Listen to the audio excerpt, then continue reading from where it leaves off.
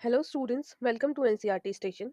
Students, इस video में हम सॉल्व करेंगे अपना चैप्टर नंबर 7 कंपेयरिंग क्वांटिटीज, उसकी एक्सरसाइज 7.2।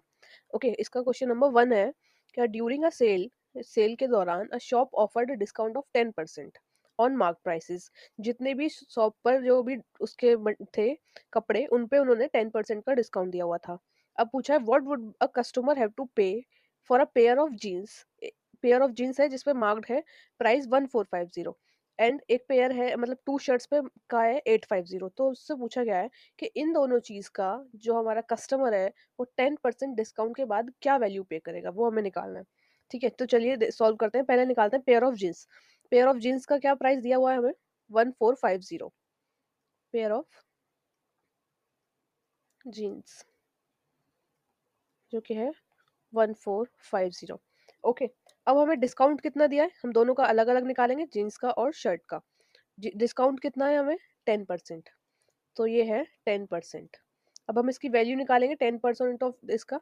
तो 10/1450 परसेंट को हम नॉर्मल लिखेंगे तो 10/100 हो जाएगा। ये जीरो से ये जीरो, ये जीरो से ये जीरो। तो हमारा डिस्काउंट कितना हो गया? 145 रुपीज। ठीक है, जींस का मार्क प्राइस इतना है, डिस्काउंट इतना हो गया, तो कितना होगा प्राइस हमारा? सेलिंग प्राइस क्या होगा इसका? SP is equal to marked price minus discount.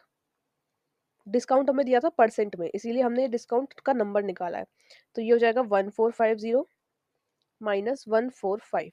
ठीक है, तो ये आ गया हमारा 130। प्राइस तो आ गया सेलिंग प्राइस, हमारा शर्ट का आ गया। अब हमें निकालना है ये हमारा आ गया जीन्स का सेलिंग प्राइस। अब हमें निकालना है शर्ट का, टू शर्ट्स का। ठीक है, तो हम शर्ट्स का देखते हैं।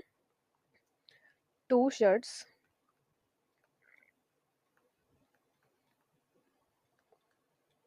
ठीक है, टू शर्ट्स का क्या है मार्क्ड प्राइस? 850। तो टू का क्या हो जाएगा? 850 इंटू टू। ओके, तो ये हो जाएगा 1700। मार्क प्राइस हो गया शर्ट का। ओके, अब इसका हम निकालेंगे डिस्काउंट। डिस्काउंट कितना है? 10%। ऊपर हमें दिया गया 10% डिस्काउंट है। ठीक है, तो इस परसेंटेज को नंबर में सॉल्व करेंगे तो ये हो जाएगा 10/100 इंटू 1700। देखिए जीरो से जीरो कट गए दोनों, हमारे पास क्या बचा? 170 रुपीज। डिस्काउंट की वैल्यू निकल के आ गई। अब हम इसका निकाल देंगे सेलिंग प्राइस।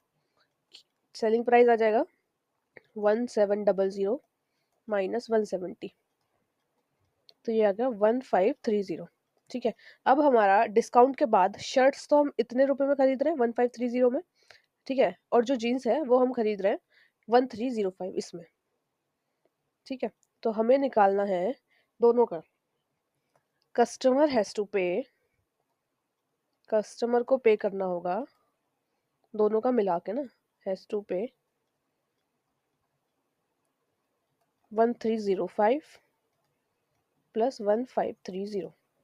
तो ये हमारा निकल के आ जाएगा 2835 रुपीज जो है कस्टमर को पे करने होंगे जीन्स के लिए और टू शर्ट्स के लिए। ठीक है, मैं एक बार दोबारा समझा देती हूँ उस क्वेश्चन में है क्या। सेल चल रही है, सेल के दौरान जो है 10% का डिस्काउंट है एक शॉप पे। उसके जो भी मार्क्ड प्राइस है, मार्क्ड प्राइस क्या होता है? जो प्राइस जो है जो टैग लगा होता है उसके ऊपर मार्क्ड रहता है। ठीक है, तो उस मार्क्ड प्राइस से हम ज्यादा वैल्यू का अपना जो भी प्रोडक्ट है वो सेल नहीं कर सकते, उससे कम वैल्यू का हम उसका डिस्काउंट देके सेल कर सकते हैं। ठीक है, तो हमारे पास जो है पेयर ऑफ जीन्स है जिस पे प्राइस मार्क्ड है 1450 और पेयर ऑफ शर्ट है जिस पे मार्क्ड है 850। ठीक है, टू शर्ट्स है। तो हमने क्या किया, पहले जींस का निकाला। जींस का मार्केट प्राइस है 1450। अब 10% डिस्काउंट के बाद हमारा प्राइस निकल के आ गया 1305। और टू शर्ट्स हैं, वन शर्ट्स का 850 है, तो टू का हो जाएगा 700। इसका हमने 10% डिस्काउंट के बाद निकालिया इतने रुपए, मतलब 1530 रुपीज हमें देने होंगे। तो दोनों का ऐड करेंगे, दोनों का ऐड करने के बाद 2835 जो है वो फाइनल अमाउंट है जो एक कस्टमर को इन दोनों चीज के लिए, शर्ट और पैंट के लिए पे करना होगा। सिर्फ इतना ही करना है हमें इस क्वेश्चन में। Okay students, thanks for watching this video.